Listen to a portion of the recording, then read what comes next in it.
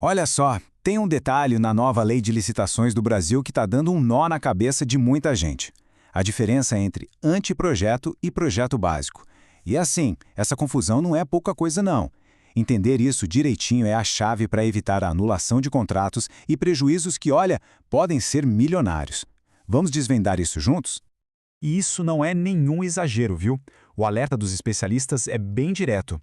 Confundir esses dois documentos não é um errinho de planejamento qualquer. É um problema sério que pode simplesmente invalidar todo o processo de licitação. Os tribunais de contas estão de olho e as consequências, como a gente vê aqui, são bem reais. Bom, essa é a pergunta que vale ouro, né? E é exatamente o que a gente vai responder aqui. A ideia é que essa diferença deixe de ser uma armadilha jurídica e se torne uma ferramenta poderosa para gestores e empresas. Então, vamos mergulhar fundo nesse assunto.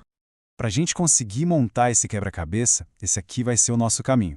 Primeiro, vamos entender a grande mudança de filosofia da lei.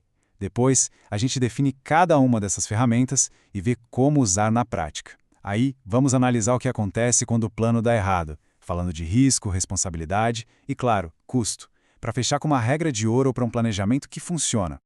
Ok, tudo começa com uma mudança de mentalidade. Para entender o papel desses documentos, a gente precisa sacar primeiro que a nova lei virou uma chave importante. A lógica saiu do foco exclusivo no menor preço para algo muito mais estratégico. E aqui nesse slide a gente vê uma sutileza que muda o jogo completamente. A lei antiga queria a proposta mais vantajosa, ou seja, o preço mais baixo no papel. Já a nova lei busca o resultado mais vantajoso. Pensa bem, não adianta nada ter um contrato baratinho para uma obra que não resolve o problema da população. O foco agora é na entrega de valor de verdade. É por isso que o planejamento inicial, feito com esses documentos, se tornou tão essencial.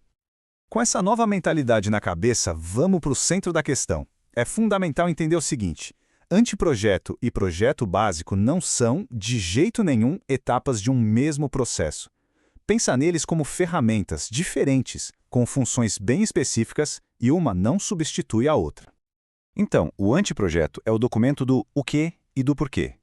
Ele basicamente diz, olha, o problema a ser resolvido é este aqui, e qualquer solução precisa entregar, no mínimo, este desempenho e respeitar estes limites.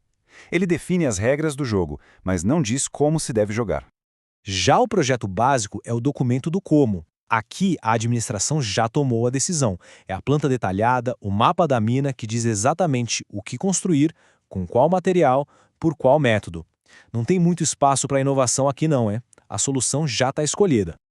E essa tabela aqui resume as diferenças de um jeito bem claro. Repara na natureza. Um é estratégico, o outro é definitivo. O propósito. Um delimita, o outro já parte para a execução. E o ponto mais importante de todos. O anteprojeto não define o método e por isso abre um espaço gigante para a inovação. Já o projeto básico define, limitando a criatividade. Isso, claro, impacta diretamente quem assume o risco se a concepção do projeto estiver errada. Certo, a teoria ficou clara. Mas, e na prática? Como é que isso funciona no dia a dia das licitações? A resposta é simples. A escolha da ferramenta certa, anteprojeto ou projeto básico, vai depender totalmente do modelo de contratação que a administração escolher. Basicamente, a nova lei traz 3 grandes modelos para obras e serviços de engenharia. Tem o tradicional, onde a administração define tudo nos mínimos detalhes, o integrado, que aposta na inovação que vem do mercado, e o semi-integrado, que é uma espécie de caminho do meio. Vamos ver agora qual documento é a peça-chave em cada um deles. No modelo tradicional, aquele mais comum da lei antiga, o governo faz tudo. Ele planeja, detalha e entrega um projeto básico completinho para as empresas. O trabalho delas, só executar. Nesse caso, a responsabilidade pela ideia, pela concepção da solução, é 100% da administração. Agora, na contratação integrada, a lógica vira de cabeça para baixo. A administração chega e diz, o desempenho que eu preciso é este, e faz isso através de um anteprojeto muito bem feito. A partir daí, a empresa contratada tem a liberdade e a responsabilidade de criar o projeto básico e o executivo. E atenção, usar um projeto básico aqui é proibido, é ilegal porque mataria a inovação que o modelo quer incentivar. E aí temos o modelo semi-integrado, que é um híbrido. A administração até entrega um projeto básico, mas, com base num anteprojeto que define os objetivos, ela permite que a contratada sugira melhorias ou até soluções diferentes. É teoricamente o melhor dos dois mundos, se for bem feito.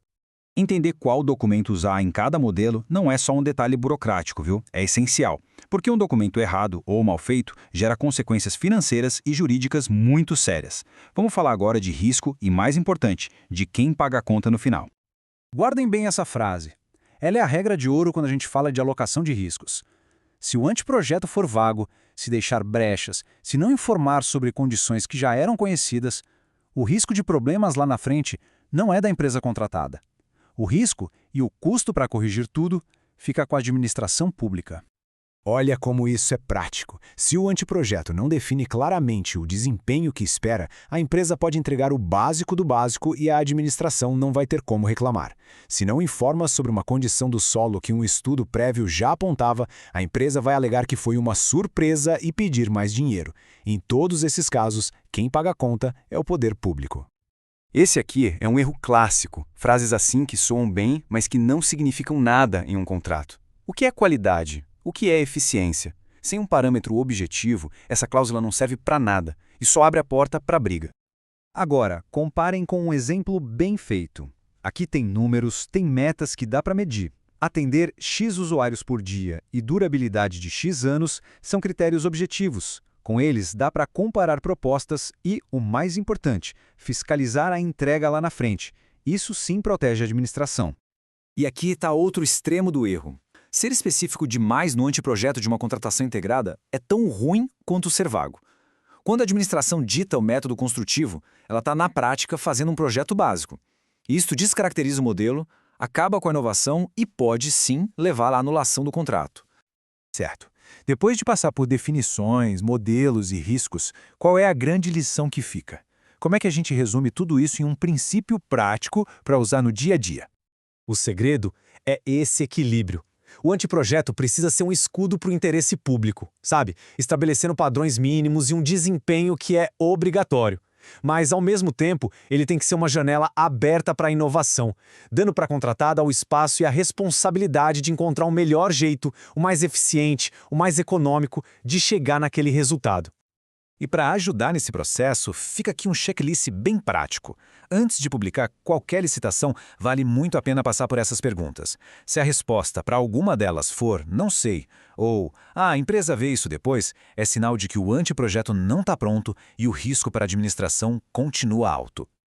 No fim das contas, essa distinção toda entre anteprojeto e projeto básico nos leva a uma questão fundamental. Em obras públicas, onde é que termina a responsabilidade do Estado e onde deve começar a inovação no mercado? Definir essa fronteira do jeito certo não é só uma exigência da lei, é a essência de uma gestão pública moderna que busca de verdade o melhor resultado para a sociedade.